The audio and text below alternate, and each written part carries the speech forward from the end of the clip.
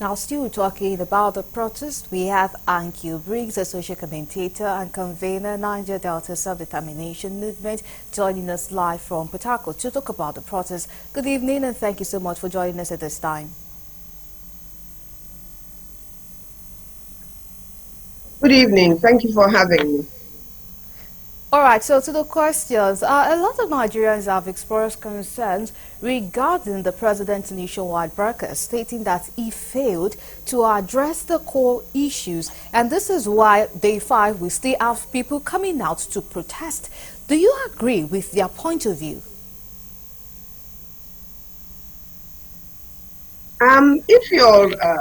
If we look at what the protesters, the organizers have said over the past 5 days, then yes, you will agree with them that the key things that they had mentioned have not been addressed. But whether they will be addressed on the immediate, like this now is a little bit difficult to determine. But the president has offered that he wants to dialogue with them.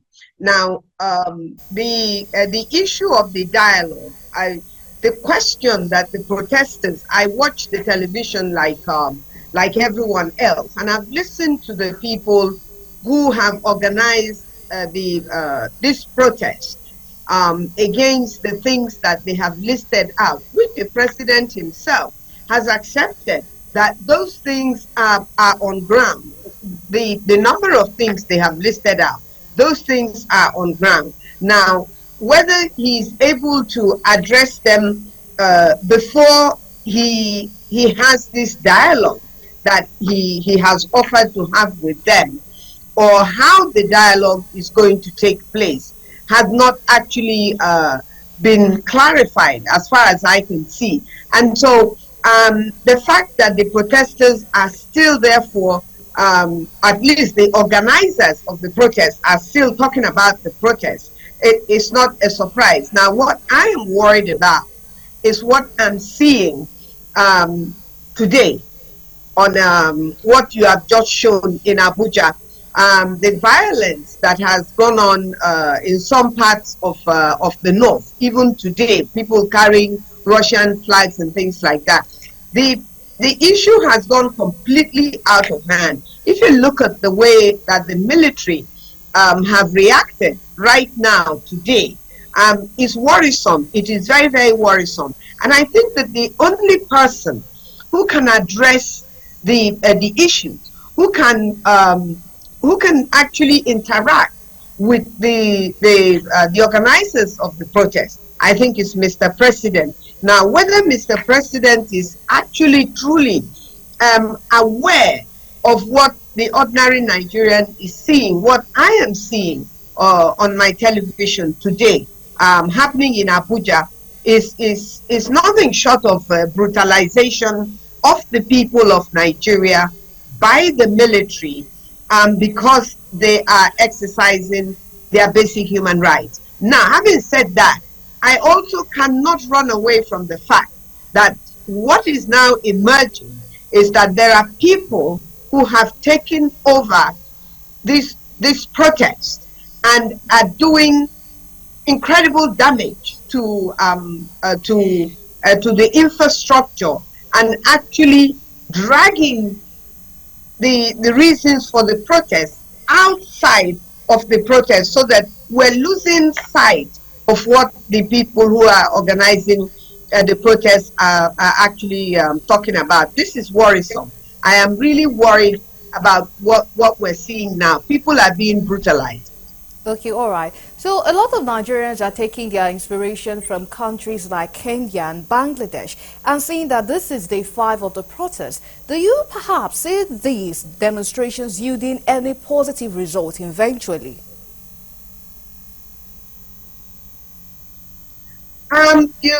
You see, the way the military is now stepping in, and the police, what the police are doing and what the military is doing, is going to create more agitation and more frustration. Now, I watched NSAS transpire. And what I'm seeing today is very similar, where NSAS was peaceful, was meant to be peaceful, was peaceful. And then you saw very clearly people who had nothing to do with the planning of NSAS actually taking over the process of the protest. The same thing is happening now. And at the end of the day, what is worrisome is that lives are going to be lost, more anger is going to be created, and more frustration is going to be created on the part of the people who organized this protest to express the disappointment at the way governance has gone so far. I must add, though, that I mean, definitely nobody is saying that all the problems that we are experiencing today was created by President Tinubu, but there is also no running away from the reality that this is a government that started with Buhari, and things got worse from when Jonathan left office and have gone really, really bad.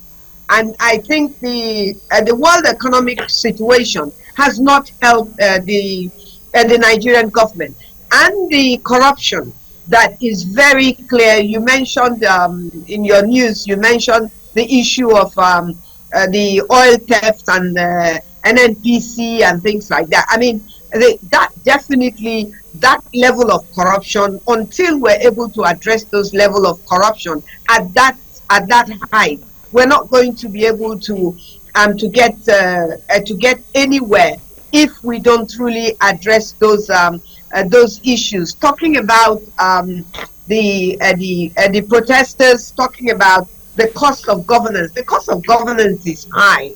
I mean, I don't believe that we need 40-something odd ministries. So when you're talking about the protesters saying that the president had not addressed the issues that they raised, you will have to agree to that.